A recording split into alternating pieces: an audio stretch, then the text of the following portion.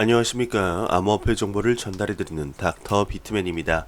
네, 벌써 월요일도 마무리가 되어 가고 있습니다. 어떻게 오늘 하루 잘 보내셨습니까? 월요일이라 참 많이 힘들었을 거라 생각이 드는데 오늘 하루 남은 시간 잘 보내시길 바라면서 제가 준비해온 소식으로 넘어가도록 하겠습니다. 일단 첫 번째로는 암호화폐 소식보다 이제 4차 산업혁명이 점점 눈앞으로 다가오고 있죠. 이러한 기사들 많이 보셨을 겁니다. 이제 신분증이 들고 다니는 게 아니라 핸드폰으로 신분 인증을 가능한 시대가 점점 다가오고 있습니다. 네, 암호화폐에 투자하시는 분들이라면 그래도 이런 소식에 접해야 되지 않을까 싶어서 한번 가져와 봤는데요. 한번 보도록 하겠습니다. 네, 공인 인증서 사실상 전면 퇴출이다. DID 시대 개막. 네, 보도록 하죠. 내가 나임을 증명할 수 있는 자기 신원 증명이 이제 공인 인증서와 주민등록증 대신 디지털 환경에서 분산 아이디 즉 DID 모바일 신분증으로 가능해진다고 합니다. 네, 모든 신원 인증을 이제 스마트폰 내 디지털 아이디가 대체하는 셈인데요. 그 파급력은 막강하다고 하네요. 네, 산업적 가치도 크다고 합니다. 이미 이동통신사와 금융사, 스마트폰 제조사, 스타트업에 이르기까지 DID 컨소시엄 진영에 발을 담고 있다고 합니다. 네, 이번 금융결제원의 모바일 신분증 상용화는 두 가지 의미가 있다고 하는데요. 우선 블록체인 실증화가 모든 인증 사업에서 전방위로 촉발될 가능성이라고 합니다. 특히 보수적 금융권에서 디지털 아이디를 허용하고 각종 금융 서비스는 물론 로보 어드바이저, 핀테크 기반 혁신 금융 상품에까지 블록체인 모델이 확립된다고 합니다. 네, 모바일 신분증 핵심 기술은 탈중앙형 신원 관리 체계라고 하는데 사실상 블록체인 기술을 활용하는 것이죠. 네, 신원, 자격, 정보, 위 변조를 방지하고 정확성을 보증하기 위해서 블록체인 기술을 적용한다는 원리인데요. 네, 검증용 데이터 분산 관리 체계를 지향한다고 합니다. 네, 실명 확인 후에는 블록체인의 고객별 고유 정보를 등록하게 되는데 블록체인 서버를 운영하는 주체에게 동일한 고유 정보가 일괄 전단을 하게 됩니다. 공격자에 의한 고유 정보 위변조가 원천 차단되는 셈이죠.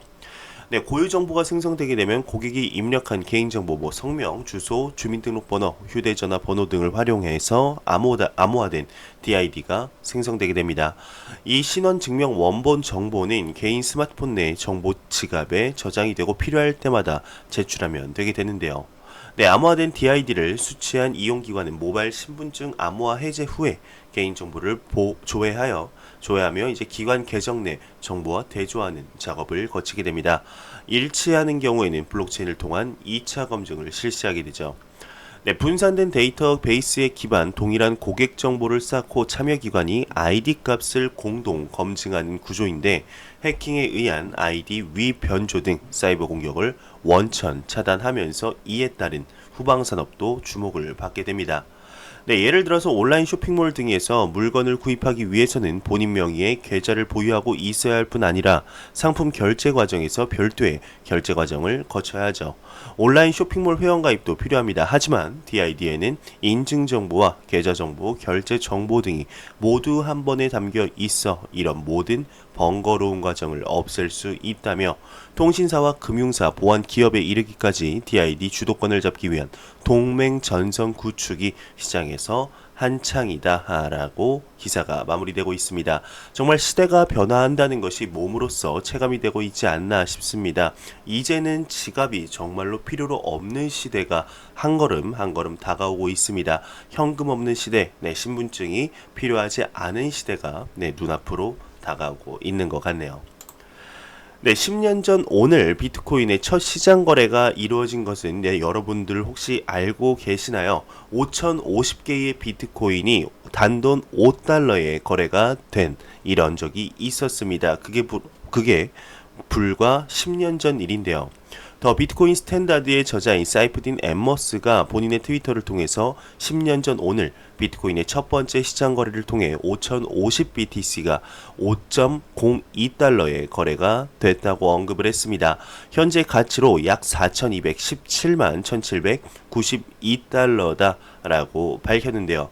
네, 5,050개의 비트코인 지금 5달러에 구매를 했었다라는 기사가 나왔습니다.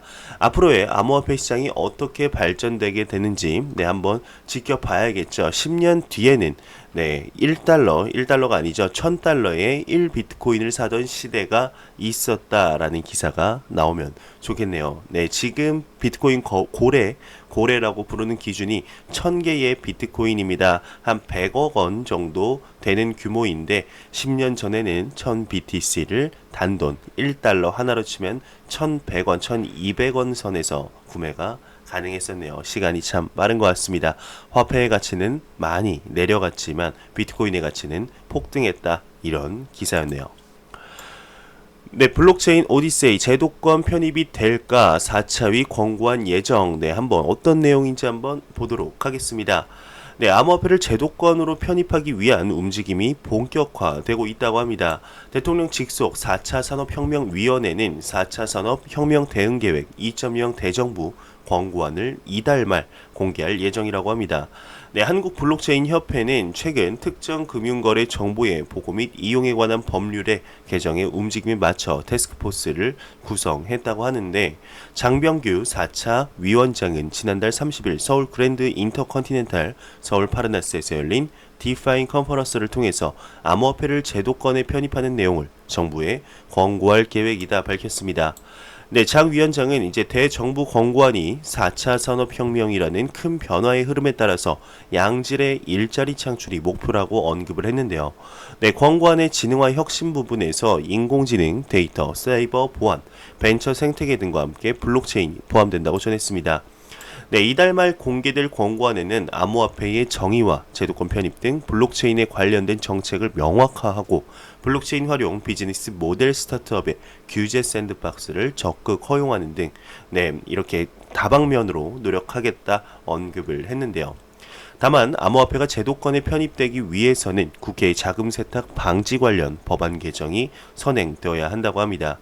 네, 국제 자금 세탁 방지 기구죠. FATF는 지난 6월 21일 한국 등 37개 회원국을 대상으로 자금 세탁 방지 의무 등의 규제를 골자로 한 암호화폐 관련 최종 규제 권고안을 발표했었습니다. 네, 장 위원장 같은 경우는 자금 세탁 방지와 관련된 개정안이 통과가 되면 암호화폐도 관리 가능한 범위에서 이용할 수 있게 된다며 자금 세탁 방지와 관련된 부분을 고민하면서 암호화 자산을 암호화폐를 제도권에 편입하는 게 중요한 권고 방향 중 하나다. 다만 4차 위의 대정부 권고안은 민간이 중심이 돼 마련한 것으로 정부의 방향성을 제시할 뿐 행정력, 구속력은 없다 언급을 했네요. 네, 여기서 나오는 이제 이러한 흐름에 발맞춰서 한국 블록체인 협회도 지난 1일 협회와 업계 의견을 효율적으로 전달하기 위한 태스크포스 팀을 구성을 했는데 협회는 전담 TFT를 구성해 특근법뿐만 아니라 이후 마련될 하위 법령에도 현장의 의견이 구체적으로 반영돼 업계가 하루빨리 제도권에 편입할 수 있도록 적극 활동한다 방침입니다.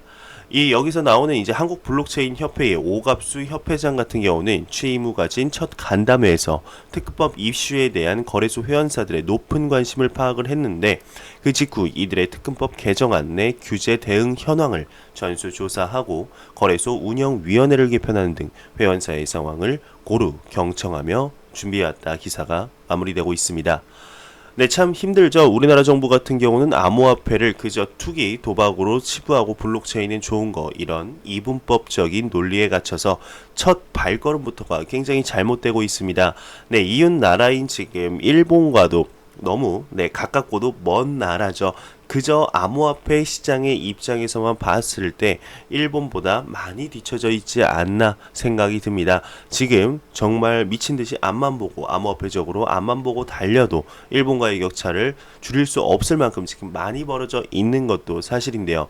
하루빨리 우리나라 정부가 왜 이런 국가들 그리고 왜 글로벌 기업들이 암호화폐와 스테이블 코인 그리고 블록체인에 이렇게 목을 매는지 빨리 제도권으로 들여오지 못해서 왜 안달이 났는지 조금만 생각해 보면은 바로 답이 나오지 않을까 싶습니다. 정말 늦었다라는 생각을 가지고 더욱더 앞으로 전진해 나가야 되지 않나 생각이 드네요. 네, 간만에 비트메인의 우지안이 언급을 했습니다. 비트메인 창업자 우지안이 비트코인 반감기 상승장까지는 아니지만 가격은 상승할 것이다 언급을 했는데요. 네, 중국의 거대 마이닝 업체 비트메인의 공동 창업자이자 전 CEO인 우지안은 다음 비트코인 블록 보상금이 반으로 줄어드는 반감기가 상승장으로 이어지지 않을 수는 있지만 장기적으로 코인의 가격은 상승할 것으로 보고 있다고 언급을 했습니다. 굉장히 오랜만에 나와서 언급을 했는데요. 네, 이번에는 상승장이 늦을지도 모른다 지켜보겠습니다. 네, 보도에 따르면 우지안은 암호화폐 시장은 주기적으로 움직이며 이번에는 반감기 후에 다음 강세 국면이 시작되지 않을 수 있다 설명을 했는데요. 네, 그는 또한 장기적인 관점에서 암호화폐 매니아들이 하드웨어 채굴에 투자해야 한다고 확신하고 있습니다. 네, 불확실성은 많지만 지금은 암호화폐 채굴에 투자하기 좋은 때다. 내가 채굴자라면 채굴을 멈추지 않고 채굴 장비에 계속 투자를 할 것이다. 우리는 현재 단기적으로 가격을 조정하고 있다. 장기적인 관점을 갖는 것이 중요하다. 반감기 후에도 비트코인의 가격이 변하지 않는다면 기존 장비의 효율성을 개선해서 효율성과 컴퓨팅 파워의 균형을 맞춰야 한다 언급을 하고 있네요. 네, 최근 들어서 채굴에 관한 소식들이 좀 많이 나오고 있는데 그에 따라서 우지안도 언급한 바가 아닌가 싶습니다. 네, 2020년 5월쯤에 비트코인 반감기가 올 것으로 예상을 하고 있는데요. 많은 분들이 반감기 그리고 역사적으로 봤을 때도 반감기 1년 전에 강력한 상승을 동반했죠. 네, 2019년 6월, 5월에도 강력한 상승을 동반했습니다. 이건 여태까지 맞았는데 과연 비트코인 반감기 때도 도달했을 때도 가격의 상승이 올지 많은 분들의 주목이 되고 있는데요. 우지안 같은 경우는 반감기 때 가격이 상승할 수도 있고 상승 안 할 수도 있다. 그저 장기적인 관점에서는 무조건 상승한다 라고 언급한 것입니다. 네, 비트코인 반감기에 대해서 굉장히 많은 분들이 관심을 가지고 큰 빅 이벤트 중 하나로 다시 한번 자리 잡고 있는 모습입니다. 과연 내년 반감기 때 가격이 어떻게 진행이 되게 될지, 이번 연도에 있었던 라이트코인 반감기 때는 가격이 크게 상승하지 않아서 비트코인도 그 수순을 밟는 것이 아니냐 싶은 얘기도 많이 나오고 있는데, 여태까지의 역사 그대로 간다면 다시 한번 비트코인 반감기 때 가격의 크나큰 상승을 볼 수 있지 않을까 개인적으로 생각이 드네요. 네, 전 CFTC의 의장은 2019년 규제 기간이 응답한 한 해다라고 언급을 했습니다. 네, 블록체인 미디어 코인텔레그래프에 따르게 되면 크리스토퍼 지안카를로 전 CFTC 위원장은 현지 미디어와의 인터뷰에서 암호화폐 업계에 있어 2019년은 규제 기간이 응답한 한 해다 진단을 했습니다.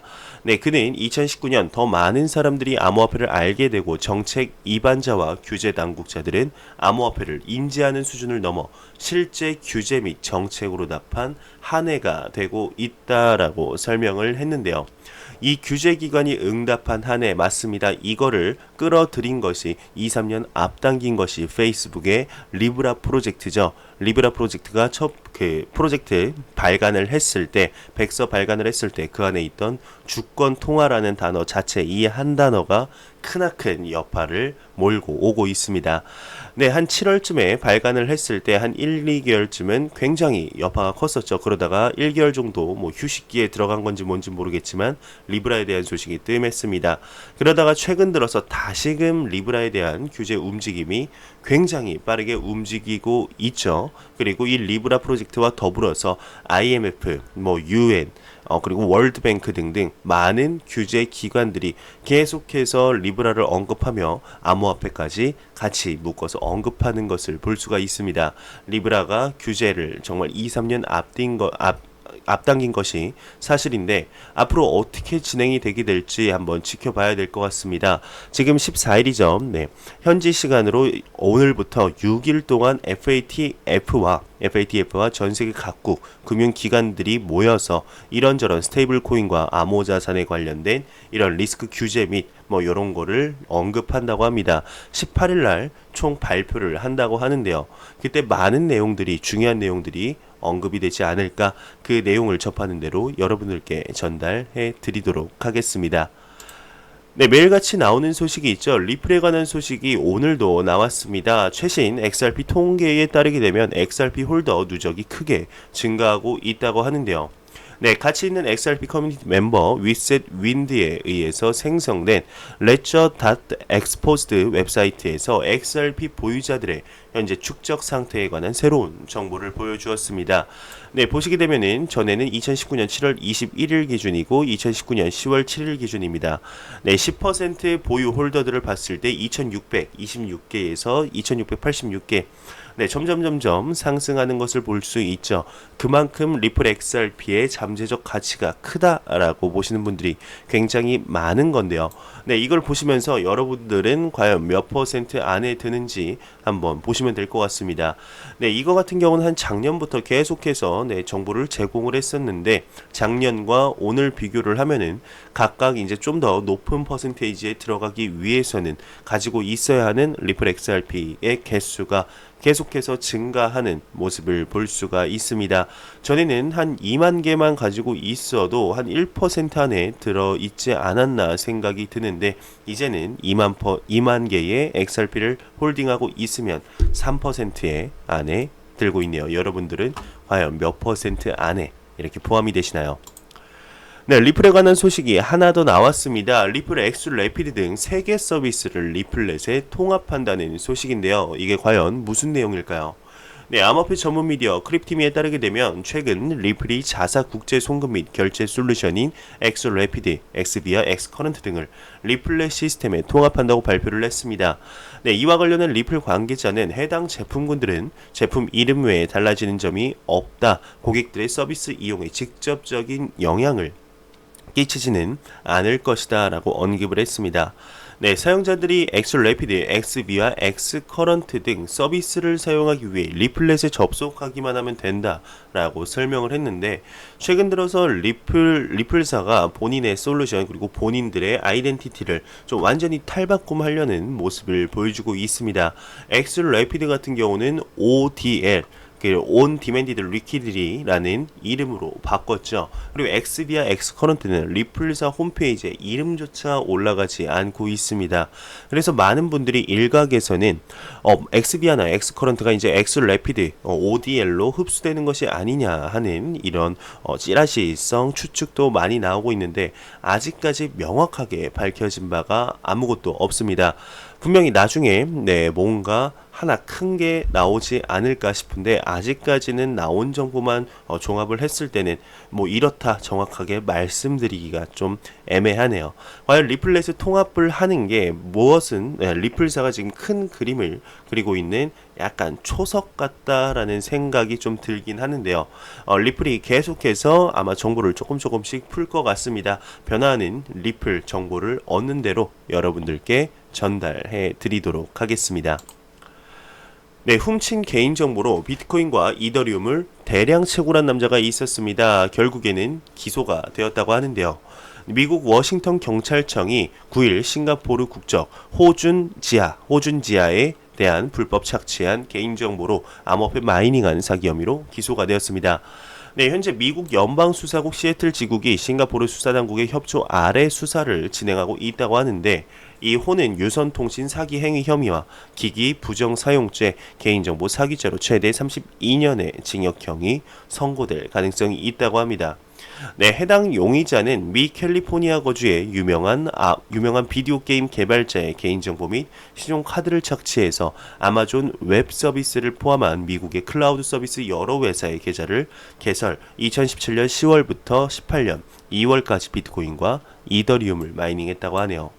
네, 그 밖에도 이 용의자는 가짜 이메일 계정으로 웹사이트를 만들어서 소셜 엔지니어링을 구사해 클라우드 서비스 업자에게 CPU와 스토리지의 업그레이드, 청구서의 2월 등의 혜택을 받고 있었다고 합니다.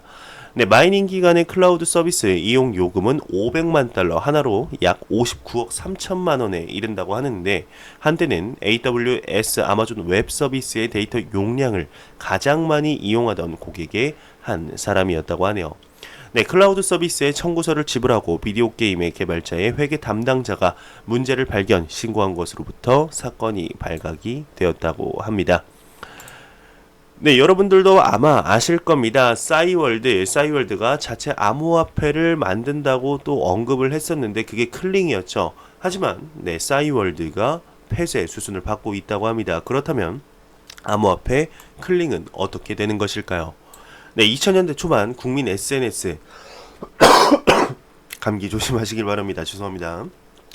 네, 2000년대 초반 국민 SNS로 불리던 싸이월드가 다음 달 도메인 만료를 앞두고 있습니다. 네, 이번 달 초부터 사이트 접속이 불가능했던 것으로 알려지면서 사실상 폐쇄 수순을 밟고 있는 것이 아니냐 하는 관측이 나왔었는데요. 네, 다만 지난해 싸이월드에서 발행한 자체 암호화폐 클링은 이더리움 블록체인에 남아 있다고 합니다. 네, 11일 관련 업계에 따르게 되면 싸이월드 홈페이지와 클링 소개 사이트는 모두 접속이 불가능한 상태라고 하는데, 한국인터넷진흥원 도메인 검색 서비스에 따르게 되면 싸이월드 도메인이 다음 달에 만료된다고 합니다. 네, 싸이월드 서비스 운영진 측에서 도메인 계약을 갱신하지 않을 경우 홈페이지가 문을 닫게 된다는 의미로 볼 수가 있는데요. 통상 인터넷 서비스들이 폐업 수순을 밟을 때 사전 공지를 걸어 사용자가 데이터를 내려받도록 하지만 현재 웹사이트 상태로는 데이터 백업이 불가능하다고 하네요.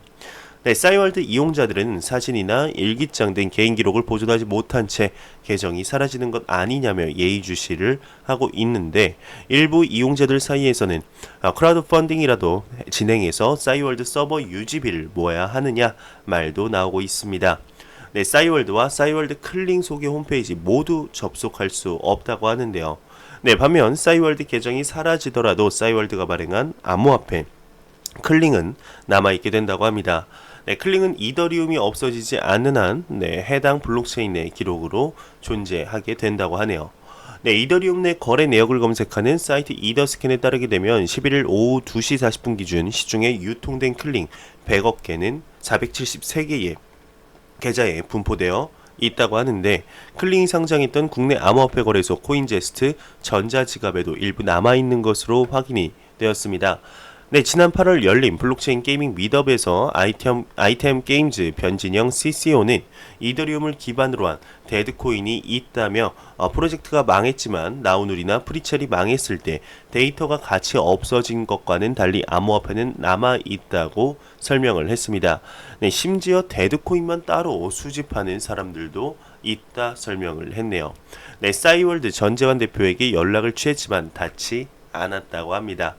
네, 여러분들도 아시다시피 싸이월드는 1999년 미니홈피 방식으로 각광받은 소셜미디어 서비스죠. 2013년 SK 커뮤니케이션즈와의 인수된 후 다시 분사를 했었습니다. 네, 그러면서 페이스북과 인스타그램 등이 등장하면서 이용자들의 외면이 시작했죠. 네, 그러면서 기사가 마무리되고 있는데요. 네, 이제 싸이월드 우리의 추억마저 폐쇄가 되고 있습니다. 시대의 흐름에 발 맞춰가야지 어쩌겠습니까? 네, 페이스북이나 인스타그램 등 이런 다른 소셜 네트워크 서비스가 나오면서 자연스럽게 시대의 흐름에 발맞추지 못한 서비스들은 점점 이렇게 사라지는 것을 볼 수가 있네요. 근데 기사에서 이제 데드코인만을 이렇게 수집하는 사람들이 있다는 사실이 참 놀라운 것 같습니다. 개인적으로는 처음 들어보는데, 네, 이런 악취미를 가진 분들이 이 영상을 보시는 시청자분들, 구독자분들 중에서도 혹시 계시면 댓글로 남겨주시기 바랍니다. 네, 참 신기하네요. 네, 제가 준비해온 소식은 여기까지입니다. 영상이 도움이 되셨다면 구독과 좋아요 그리고 광고 한 편만 처음부터 끝까지 시청해 주시기 바랍니다. 이 채널은 오직 광고 수익으로 운영이 되게 됩니다. 항상 영상 시청해 주시는 시청자분들, 구독자분들 너무나 감사합니다. 저는 다음 영상으로 찾아뵙도록 하겠습니다. 지금까지 닥터 비트맨이었습니다. 감사합니다.